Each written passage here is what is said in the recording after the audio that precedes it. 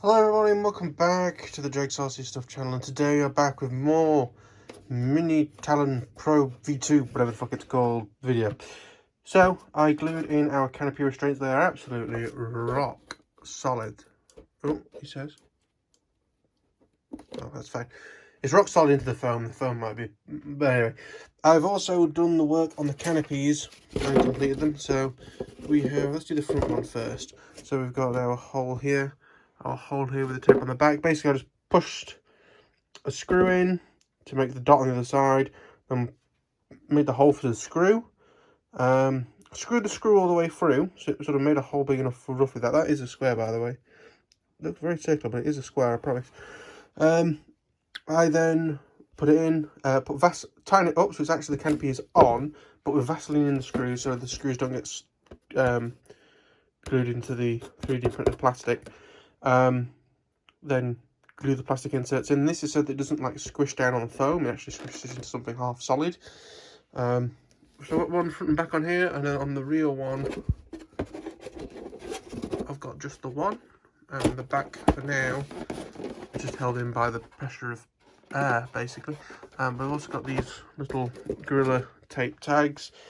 Other things that I've done is I've actually started looking at installing electronics. So we actually have the Airspeed Sensor for the FY41 inside. I decided to put this in off camera because you can't really see, I think it's all under here. In fact, my phone doesn't fit. That's what it looks like if you've not seen one of them before. It comes with a hole already in the nose, but it was slightly big for this, so it's like 2 layers of heat shrink and then a bit of glue around the heat shrink for that. So in theory you can push this out because the heat sensor airspeed sensor itself isn't glued in, and it shouldn't get pushed back, he says, as he pushes it straight back. You fucking idiot. Because, you know, if this gets stored nose down, which it normally does do, that's going to get pushed in. And the problem is, that's going to be a nightmare to deal with because I'm going to put a camera here. I've been working on the camera. We're going to be using the Runcam Swift 2. What I have already made is this, which is just one of the Raystar MG90s with the camera mount attached to it, just with the self-tappers. Possibly not the best solution, but I use it on a lot of them, it works. The reason why I use this, because I don't really use pan a lot, is because A, these servos are really cheap, B, it's a really good secure way of mounting them, other than of course if the arm breaks, but that's very rare. Usually in a very hard crash it breaks, which is probably better than bending up this arm too much. And also, if it's ever so slightly off, like when you glue it in, if it's ever so slightly off, that's obviously quite exaggerated, but if it's slightly off, you can sub-trim it back straight again, which is always fun. A little bit of pan and tilt's fine. Sometimes just a little bit of pan to get the camera lens slightly off kilter so it can blow if you get like a splash of water or something on the lens. Really helpful. So I want this installed as far back and as low as possible, so that if I wanted to, I can install a camera up here. I think like a Runcam 2 or whatever. I think I may buy a Runcam 2 specifically for this plane, or maybe try Runcam 4K, but I don't think it does 4K 60, and I kind of prefer... The Runcam 2 is not a bad picture, and it does 60 FPS, which I think is better for this than 4K at 30. We'll see. We'll have a look at prices, and if there's not much difference, I might give the 4K one at least a try. But have it dedicated to this model, so it sits on here, it has the power lead in to keep it charged, you know, things like that. So I'm going to basically work out where I'm going to put this. It's going to go bang in the middle, obviously, but I need to work out how far back it needs to go, so I'm going to give it room to spin round if it wants to. Probably about there, then is where it's going to be.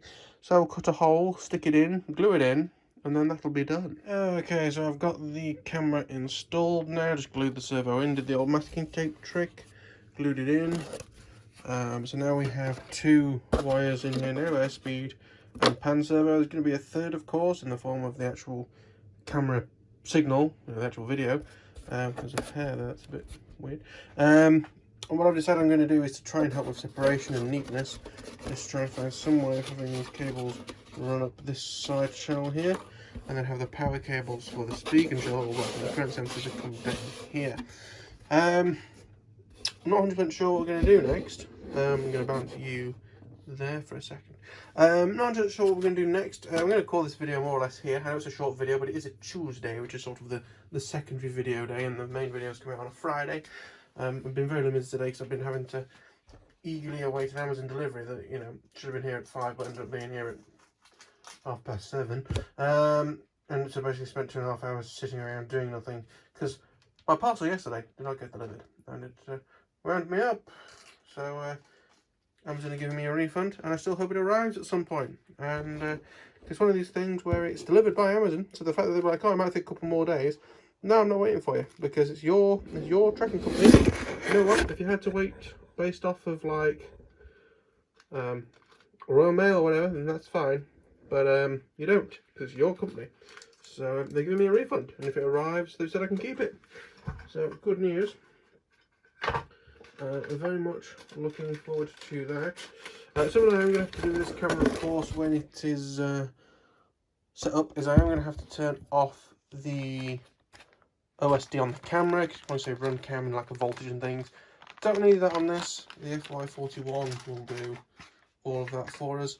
So in the next video, we're probably going to have a look at mounting the flight controller inside, because we need to work out where roughly the motor is going to go. I haven't put the motor on yet because I want it to be as light as possible while I put everything else in.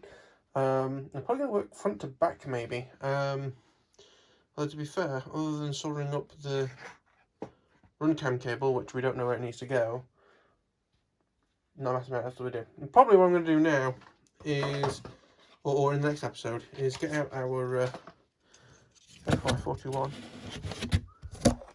Isn't it so pretty? I'm going to get that out and do sort of the cabling. So basically get it wired up in the plane without sticking it down. So we've got it all ready to go, and then we can put everything into it. It looks as if in this version it comes with a sticky pad to stick it down with. I don't really like that, because once it's come off, it's come off. So I'm probably going to use good old Velcro. So another thing is, like, I need to know where to put the current sensor, but I don't know where this is going. It's quite a long lead on the front, quite short leads on the front, and then you've got the motor wires to take into account as well. So it's all a bit complicated when you haven't put the motor on yet. Or maybe I'll just say sod it and stick the motor on so it's done, and we can go from there. But anyway, I thank you all very much for watching. I know this was a shorter video, I do apologise, but I will see you all in the next one. Bye bye.